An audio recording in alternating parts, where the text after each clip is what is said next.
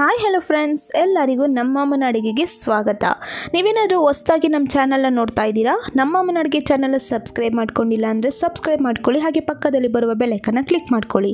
ಇವತ್ತು ನಾನು ಮಾಡ್ತಾ ಇರುವಂಥ ರೆಸಿಪಿ ಒಂದು ಹೆಲ್ತಿಯಾಗಿರುವಂತಹ ರಾಗಿ ಸೂಪ್ ಮಾಡೋದು ಹೇಗೆ ಅಂತ ತೋರಿಸ್ಕೊಡ್ತಾ ಇದ್ದೀನಿ. ತುಂಬಾ ಚೆನ್ನಾಗಿರುತ್ತೆ. ಇವಾಗಿರುವಂತಹ ವೆದರ್ಗೆ ಈ ಥರ ಮನೇಲೇ ನಾವು ಬಿಸಿ ಬಿಸಿಯಾಗಿ ಸೂಪ್ ಮಾಡಿ ಕುಡಿಯೋದ್ರಿಂದ ದೇಹಕ್ಕೆ ತುಂಬಾ ಒಳ್ಳೆಯದು. ಬನ್ನಿ ಮಾಡೋದು ಹೇಗೆ ಅಂತ ನೋಡೋಣ. ಅದಕ್ಕಿಂತ ಮುಂಚೆ ಇಂಗ್ರೀಡಿಯೆಂಟ್ಸ್ ಇಲ್ಲಿ ನಾನು 2.5 ಟೇಬಲ್ ಸ್ಪೂನ್ ಆಗೋಷ್ಟು ರಾಗಿ ಹಿಟ್ಟನ್ನು ತೊಗೊಂಡಿದ್ದೀನಿ. ಒಂದು ಮೀಡಿಯಮ್ ಸೈಜ್ ಕ್ಯಾರೆಟ್ನ ಚಿಕ್ಕದಾಗಿ ಕಟ್ ಮಾಡಿ ಇಟ್ಕೊಂಡಿದ್ದೀನಿ. ಒಂದು 4 ರಿಂದ 5 ಬೀನ್ಸ್ನ ಚಿಕ್ಕದಾಗಿ ಕಟ್ ಮಾಡಿ ಇಟ್ಕೊಂಡಿದ್ದೀನಿ. 2 ಹಸಿಮೆಣಸಿನಕಾಯಿನ ಚಿಕ್ಕದಾಗಿ ಕಟ್ ಮಾಡಿ ಇಟ್ಕೊಂಡಿದ್ದೀನಿ. ಅರ್ಧ ಕ್ಯಾಪ್ಸಿಕಮ್ನ ಸಹ ಚಿಕ್ಕದಾಗಿ ಕಟ್ ಮಾಡಿ ಇಟ್ಕೊಂಡಿದ್ದೀನಿ. 1 ಟೇಬಲ್ ಸ್ಪೂನ್ ಆಗೋಷ್ಟು ಬೆಳ್ಳುಳ್ಳಿನ ಚಿಕ್ಕದಾಗಿ ಕಟ್ ಮಾಡಿ ಇಟ್ಕೊಂಡಿದ್ದೀನಿ. ಅರ್ಧ ಇಂಚು ಶುಂಠಿನ ಚಿಕ್ಕದಾಗಿ ಕಟ್ ಮಾಡಿ ಇಟ್ಕೊಂಡಿದ್ದೀನಿ. ರುಚಿಗೆ ತಕ್ಕಷ್ಟು ಉಪ್ಪು, 1 ಟೇಬಲ್ ಸ್ಪೂನ್ ಆಗೋಷ್ಟು ಕೊತ್ತಂಬರಿ ಸೊಪ್ಪು, ಎಣ್ಣೆ 2 ಟೇಬಲ್ ಸ್ಪೂನ್. ಮಾಡೋದು ಹೇಗೆ ಅಂತ ನೋಡೋಣ. ಮೊದಲು ಸ್ಟವ್ ಹಚ್ಚಿ ನಾನೊಂದು ಈ ಥರ ಪಾತ್ರೆನ ಇಟ್ಕೊಂಡಿದ್ದೀನಿ. ಪಾತ್ರೆ ಸ್ವಲ್ಪ ತಿಕ್ಕಾಗಿರಬೇಕು. ಈ ಪಾತ್ರೆಗೆ ಇವಾಗ ನಾನು ಸ್ವಲ್ಪ ಎಣ್ಣೆನ ಹಾಕ್ಕೊಂಡಿದ್ದೀನಿ. ಅಂದರೆ 1-2 ಟೇಬಲ್ ಸ್ಪೂನ್ ಎಣ್ಣೆನ ಹಾಕ್ಕೊಂಡಿರ್ತೀನಿ. ಇವಾಗ ಶುಂಠಿ, ಬೆಳ್ಳುಳ್ಳಿ, ಹಸಿಮೆಣಸಿನ್ಕಾಯಿನ ಹಾಕ್ಕೊಂಡು ಮೊದಲು ನಾನು ಫ್ರೈ ಮಾಡ್ಕೊತೀನಿ. ಹಸಿ ವಾಸನೆ ಎಲ್ಲ ಹೋಗಬೇಕು, ಅಲ್ಲಿವರೆಗೂ ನಾವು ಫ್ರೈ ಮಾಡ್ಕೋಬೇಕಾಗುತ್ತೆ. ನೋಡಿದ್ರಲ್ಲ, ಇದೇ ರೀತಿ ನಾವು ಲೋ ಫ್ಲೇಮಲ್ಲೇ ಫ್ರೈ ಮಾಡ್ಕೊಳ್ಳಿ. ಈ ಥರ ಎಲ್ಲ ಫ್ರೈ ಮಾಡ್ಕೊಂಡಿದ್ದಾದಮೇಲೆ ಇವಾಗ ನಾನು ಬೀನ್ಸ್ ಹಾಕ್ಕೊಂಡಿದ್ದೀನಿ. ಹಾಗೆಯೇ ಕ್ಯಾರೆಟ್ನ ಹಾಕ್ಕೊಂಡಿದ್ದೀನಿ, ಕ್ಯಾಪ್ಸಿಕಮ್ನ ಹಾಕ್ಕೊಂಡಿದ್ದೀನಿ. ಇವಾಗ ಇಷ್ಟು ತರಕಾರಿನ ಹಾಕ್ಕೊಂಡು ನಾನು ಫ್ರೈ ಮಾಡ್ಕೊತಾ ಇದ್ದೀನಿ. ನಾವು ಎಣ್ಣೆಯಲ್ಲಿ ಚೆನ್ನಾಗಿ ಫ್ರೈ ಮಾಡ್ಕೋಬೇಕಾಗುತ್ತೆ. ತುಂಬ ಜಾಸ್ತಿನೂ ಫ್ರೈ ಮಾಡೋಕ್ಕೆ ಹೋಗ್ಬಿಡಿ. ಸ್ವಲ್ಪ ಅದು ಚೆನ್ನಾಗಿ ಎಣ್ಣೆದಲ್ಲಿ ಫ್ರೈ ಮಾಡ್ಕೊಂಡಾದಮೇಲೆ ಒಂದು ಸ್ವಲ್ಪ ಉಪ್ಪನ್ನು ಹಾಕ್ಕೊಂಡಿದ್ದೀನಿ. ಇವಾಗನೇ ನಾನು ಉಪ್ಪು ಹಾಕ್ಕೊಂಡು ಇದೇ ರೀತಿ ನಾವು ಚೆನ್ನಾಗಿ ಫ್ರೈ ಮಾಡ್ಕೋಬೇಕು.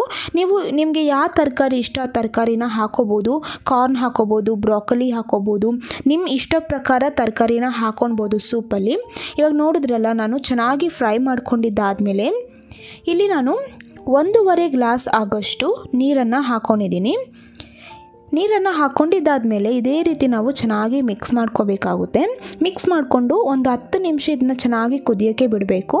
ಅಷ್ಟೊತ್ತರಲ್ಲಿ ನಾನು ರಾಗಿ ಹಿಟ್ಟನ್ನು ತಗೊಂಡಿದ್ನಲ್ಲ, ಆ ಬೌಲಿಗೆ ಸ್ವಲ್ಪ ನೀರು ಹಾಕ್ಕೊತಾ ಇದ್ದೀನಿ. ನೀರಂದರೆ ಒಂದು ಅರ್ಧ ಗ್ಲಾಸ್ ನೀರು ಹಾಕ್ಕೊಂಡಿರ್ತೀನಿ. ಹಾಕ್ಕೊಂಡು ಚೆನ್ನಾಗಿ ಹಿಟ್ಟನ್ನು ನಾವು ಕಲಸಿ ಇಟ್ಕೋಬೇಕಾಗುತ್ತೆ. ನೋಡಿದ್ರಲ್ಲ, ಇದೇ ರೀತಿ ಆ ಲಮ್ಸ್ ಏನೂ ಇರಬಾರ್ದು, ಗಂಟು ಏನು ಬರುತ್ತೋ ಅದೆಲ್ಲ ಏನೂ ಇರಬಾರ್ದು. ಈ ಥರ ಚೆನ್ನಾಗಿ ನಾವು ಮಿಕ್ಸ್ ಮಾಡಿ ಇಟ್ಕೋಬೇಕಾಗುತ್ತೆ. ಇವಾಗ ನೋಡಿದ್ರಲ್ಲ ಯಾವ ರೀತಿ ಕುದೀತಾ ಇದೆ ಅಂತ. ತರಕಾರಿ ಎಲ್ಲ ಅದು ಚೆನ್ನಾಗಿ ಬೇಯಬೇಕು.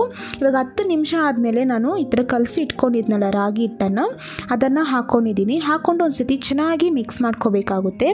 ನೋಡಿದ್ರಲ್ಲ, ಈ ರೀತಿ ಚೆನ್ನಾಗಿ ಮಿಕ್ಸ್ ಮಾಡಿಕೊಂಡು ಇದನ್ನು ನಾವು ಒಂದು 5 ನಿಮಿಷ ಲೋ ಫ್ಲೇಮಲ್ಲಿ ನಾವು ಅದನ್ನು ಚೆನ್ನಾಗಿ ಬೇಯೋದಕ್ಕೆ ಬಿಡಬೇಕಾಗುತ್ತೆ. ಹೈ ಫ್ಲೇಮ್ ಕೊಡೋಕ್ಕೆ ಹೋಗಬೇಡಿ. ಲೋ ಟು ಮೀಡಿಯಮ್ ಫ್ಲೇಮಲ್ಲಿ ಇದನ್ನು ಚೆನ್ನಾಗಿ ಇದೇ ಥರ ಕುದಿಯೋಕ್ಕೆ ಬಿಡಿ. ಇವಾಗ ಒಂದು ಸತಿ ಮಿಕ್ಸ್ ಮಾಡ್ಕೊತಾ ಇದ್ದೀನಿ. ಆವಾಗ ನಾವು ಈ ಥರ ಮಿಕ್ಸ್ ಮಾಡ್ಕೋಬೇಕಾಗುತ್ತೆ.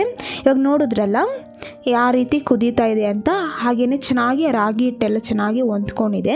ಇವಾಗ ನೋಡಿದ್ರಲ್ಲ, ಈ ರೀತಿ ಆದಮೇಲೆ 5 ನಿಮಿಷ ಆದಮೇಲೆ ನಾನು ಕೊತ್ತಂಬರಿ ಸೊಪ್ಪು ಹಾಕ್ಕೊಂಡು ಒಂದು ಸತಿ ಚೆನ್ನಾಗಿ ಮಿಕ್ಸ್ ಮಾಡ್ಕೊತಾ ಇದ್ದೀನಿ. ಒಂದು ಸತಿ ಮಿಕ್ಸ್ ಮಾಡಿಕೊಂಡ್ರೆ ರಾಗಿ ಸೂಪ್ ರೆಡಿಯಾಗಿದೆ.